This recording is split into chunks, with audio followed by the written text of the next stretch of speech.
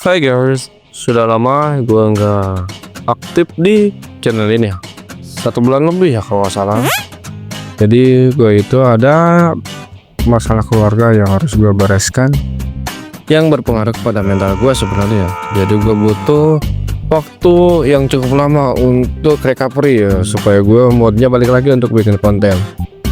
Tapi sekarang gue bangkit guys. Gue bangkit dengan tujuan baru, motivasi baru. Gue nggak mau putus di tengah jalan. Jadi sekarang kita kembali lagi ke e-reader. Kita bahas topik yang cukup menarik ya. Kali ini kita akan angkat satu topik yang berkaitan dengan situasi dunia otomotif pada saat ini, tentang pajak. Oke, kita mulai. Bayangin, kamu lagi nongkrong santai di warung kopi. Motor kamu parkir rapi di pinggir jalan. Tiba-tiba datang petugas dishub dan polisi lalu lintas. Mereka minta STNK, ngecek plat nomor, lalu beberapa menit kemudian motor kamu dinaikkan ke mobil derek. Nah lo, kamu panik. Soalnya kamu merasa enggak melanggar apa-apa. Tapi ternyata motor kamu diangkut karena pajaknya mati. Iya, cuma karena kamu udah lama nggak bayar pajak kendaraan. Pertanyaannya, emangnya bisa? Apakah pajak mati benar-benar bisa bikin kendaraan kita disita? Oke, seperti biasa, sebelum kita lanjut ke topik bahasan, kita tidak bosan-bosannya meminta kepada kalian untuk support terus channel ini dengan like, komen, share, dan juga subscribe guys, supaya kita semakin semangat bikin konten-konten seperti ini untuk kedepannya. Oke, kita stay dulu intronya guys.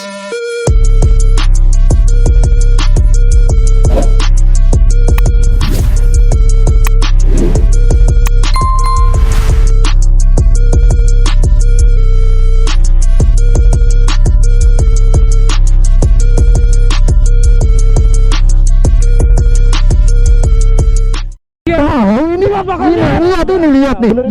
Jangan orang ngejebak-jebak di sini. Selama ini banyak orang nganggap pajak mati cuma urusan denda yang nambah. Kalau STNK mati, tinggal bayar pas mau dipakai lagi, beres. Tapi nyatanya nggak sesederhana itu. Dalam aturan terbaru, tepatnya di pasal 74 Undang-Undang Nomor 22 Tahun 2009, disebutkan bahwa kendaraan bermotor yang tidak diperpanjang STNK-nya selama 2 tahun setelah masa berlaku habis bisa dihapus dari sistem registrasi dan identifikasi kendaraan bermotor. Artinya apa? Kendaraan kamu udah nggak terdaftar secara resmi, nggak sah secara hukum. Kalau masih dipakai di jalan, bisa dianggap kendaraan bodong. Ini bukan sekedar teori. Di lapangan, razia kendaraan pajak mati sudah mulai dilakukan di beberapa kota besar seperti Jakarta, Surabaya, Bandung, bahkan kota-kota kecil juga mulai aktif. Petugas gabungan dari Samsat, Dishub, dan kepolisian menyisir kendaraan yang sudah lama pajak mati. Kalau ternyata statusnya nonaktif dan data kendaraannya nggak muncul di sistem, kendaraan bisa langsung ditarik dari jalan dan pemiliknya mau nggak mau harus ikut prosedur hukum kalau ingin mengambilnya kembali. Itu pun belum tentu berhasil kalau data sudah benar-benar dihapus. Apa dampaknya kalau kendaraan dihapus dari sistem?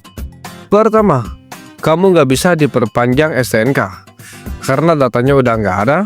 Kedua, kamu nggak bisa balik nama kendaraan kalau kamu beli motor bekas atau warisan.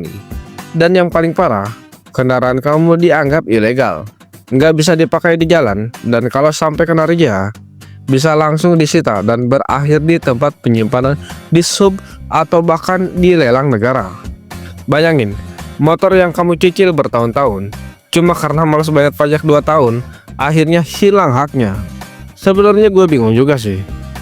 Itu motor kita yang cicil, kita yang bayar ya, kita yang beli, pajaknya kita yang bayar. Tapi kenapa kalau udah telat pajak 2 tahun ya, istilahnya motornya sudah bodong, kok jadi kesannya kita kayak maling? Ya tapi mau gimana lagi ya, kita cuma rakyat kecil, cuma bisa mengikuti aturan yang ada. Yang lebih miris, Kebanyakan kasus ini terjadi bukan karena nggak mampu bayar pajak, tapi karena meremehkan, bahkan yang merasa motor nggak dipakai, buat apa bayar? Atau nanti aja pas ada pemutihan. Padahal, pemutihan pajak nggak selalu ada. Kalaupun ada, kamu harus buru-buru ikut.